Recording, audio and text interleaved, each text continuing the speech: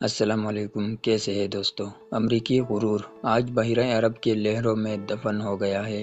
BBC world के मुताबिक ईरानी शायद 238 ड्रोन ने इब्राहिम लिंकन जहाज़ के रनवे को निशाना बनाया है। रनवे पर मौजूद 2 F-35 लड़ाका तैयारों को नाकाब कर दिया गया है।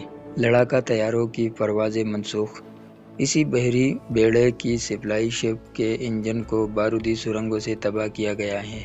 रॉयटर्स ने मज़ीद तहकीक करके न्यूज़ दी है, सप्लाई लाइन काट दी गई है। इसी बहरी बेड़े के एक हमलावर जहाज़ USS के रडार को क्रूज़ मिसाइल से निशाना बनाया गया है। अल जज़ीरा के मुताबिक ईरानी बहरिया ने इब्राहिम लिंकन के मुहाफ़िज़ डिस्ट्रॉयर्स USS के दरमियान मवासिलाती राब्ता काट दिया है।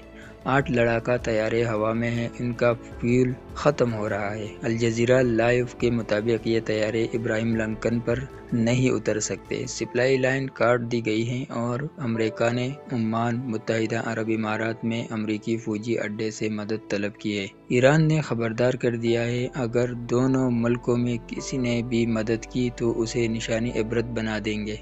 इससे पहले एक बरतानवी और अमरीकी ऑयल टैंकर को ईरान ने अपने कब्जे में लिया है। इब्राहिम लिंकन मुसलसल पीछे हट रहा है। उसे 180 किलोमीटर से 550 किलोमीटर दूर तक मुसलसल निशाना बनाया जा रहा है। ईरान चोर को घर तक छोड़ने वाले मुहावरे पर अमल कर रहा है।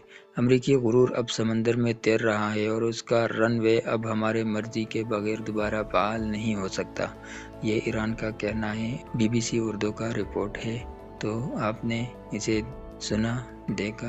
अगर पसंद आई है तो लाइक, शेयर और चैनल को सब्सक्राइब करें। बेल आइकन दबाना मत भूलिए। आप सबकी मोहब्बतों का शुक्रिया।